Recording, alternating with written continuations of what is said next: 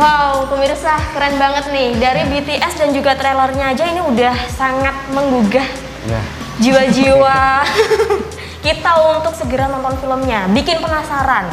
Nah, kalau kita lihat juga tadi udah sekeren itu, apalagi kalau filmnya ya, lebih aja keren lagi dong. Pasti lebih keren lagi. Tapi karena kita tadi nggak sempat nonton filmnya, betul. Boleh nggak dijelasin secara singkat Mbak Ari mengenai alurnya ini seperti apa? Alurnya ya. Jadi film Papat Limo itu bercerita tentang anak kecil namanya Rezeki. Dia itu dijauhi teman-temannya karena tidak punya sepeda yang sama dengan teman-temannya. Sepedanya juga rusak. Nah, dia meminta ke orang tuanya. Nah, di film ini kita pengen memperlihatkan bagaimana perjuangan orang tua untuk membahagiakan anak, terus memenuhi keinginan anak itu. Nah, biar anaknya itu bisa main dengan teman-temannya. Berarti mengenai sebuah perjuangan dari orang tua untuk menuruti keinginan anaknya ya. Karena anaknya ini dikucilkan dari teman-temannya karena sepedanya paling beda sendiri gitu ya. Tapi perjuangannya seperti apa? Nah, perjuangan kan bisa apa aja gitu ya. Nah, ini yang menjadi uniknya film kita. Jadi nggak bisa saya ceritain detailnya. Nah, nanti kita tonton aja filmnya nanti di lain kesempatan. Makin bikin penasaran ya pemirsa, udah nggak boleh nonton filmnya, ceritanya nggak boleh dibocorin juga. Benar-benar bikin penasaran. Mas Reza, tapi sebelum kita membahas lebih lanjut juga mengenai filmnya, saya pengen tahu latar belakang atau background dari kalian ini sebenarnya apa sih? PHK atau komunitas atau apa? Kalau dari kita itu seperti sekumpulan orang. Jadi orang. Saya tahu. Kayak terhitung kayak komunitas juga nggak komunitas juga karena kita juga waktu itu kebetulan juga ketemu terus ngobrol-ngobrol, sharing-sharing, ternyata kok nyambung dan kayaknya cocok nih kalau buat sesuatu. Jadi dari awal situ kemudian kita dilanjutkan ke lebih serius dan terciptanya film ini. Berarti dari ketidaksengajaan bertemu. Betul. Tidak sengaja bertemu di tempat ngopi. Di tempat ngopi. Tapi sebelumnya emang nggak saling kenal? Nggak saling kenal sebelumnya. Gitu. Antara Mbak Ari dan juga Mas Reza saja atau ada yang lain? Yang lain juga ada. Kalau saya sama penata artistik, nanti Mas Wawan juga ngisi itu udah kenal karena tetangga. Cuman ke Mas Reza juga ini proyek pertama kita.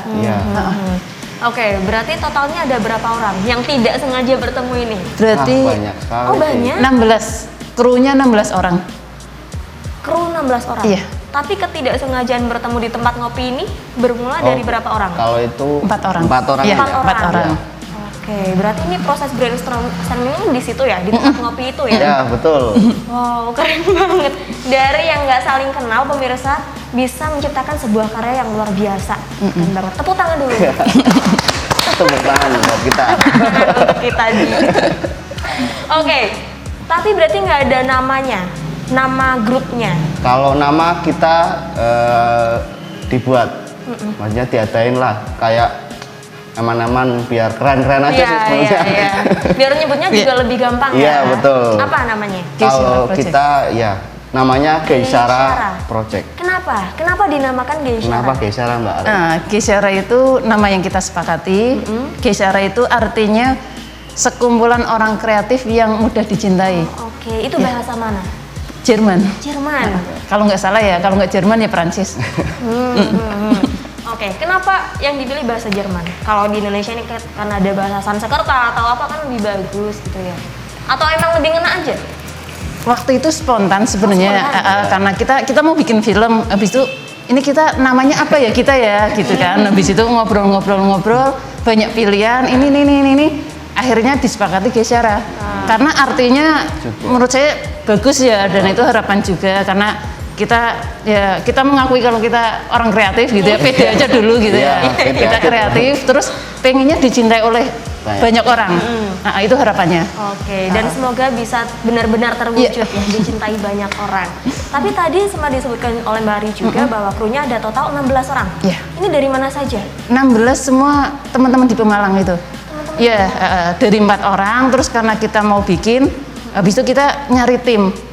Wah, ini kita butuh make up, ini kita butuh penata kostum, kita butuh ini. Nah, kita nyari, akhirnya terkumpul 16 orang itu. Berarti kalau 16 orang itu dari kenalan-kenalan. Iya, udah. Kenalan gitu ya. Dari 4 orang itu punya kenalan diajak. Tapi berarti dari 16 orang itu apakah semuanya udah punya basicnya sendiri-sendiri atau gimana, Mas? Belum.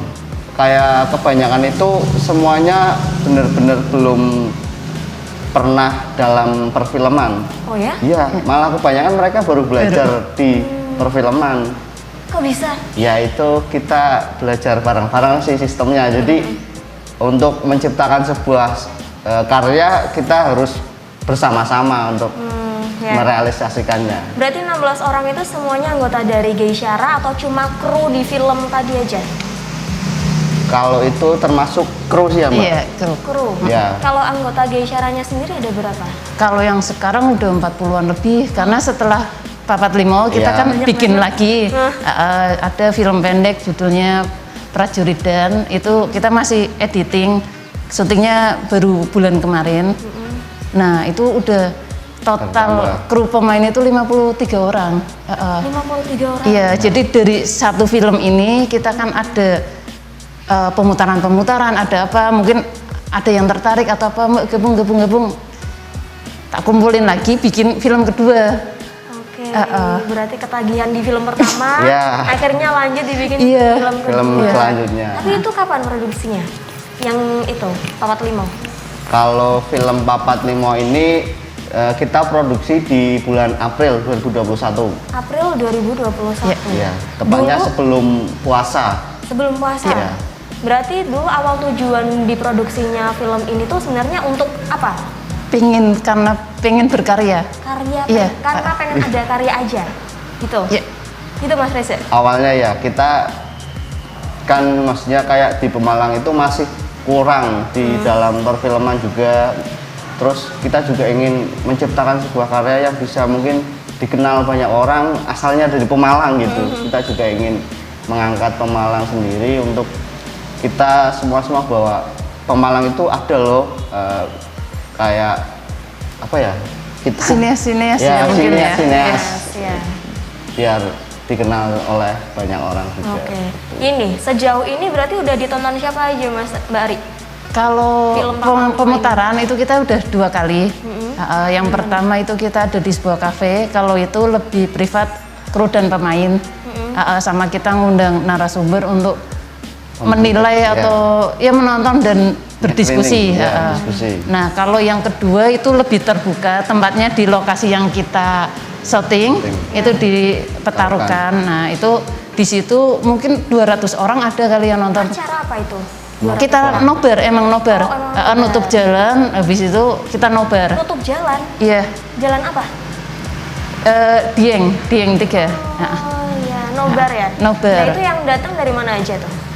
Yang datang terbuka untuk umum terbuka untuk umum. Warga situ, karena kan kita proses syutingnya di situ. Anak-anaknya pada main, terus pada lihat prosesnya juga, mungkin mereka penasaran dan pengen tahu kayak apa sih hasilnya.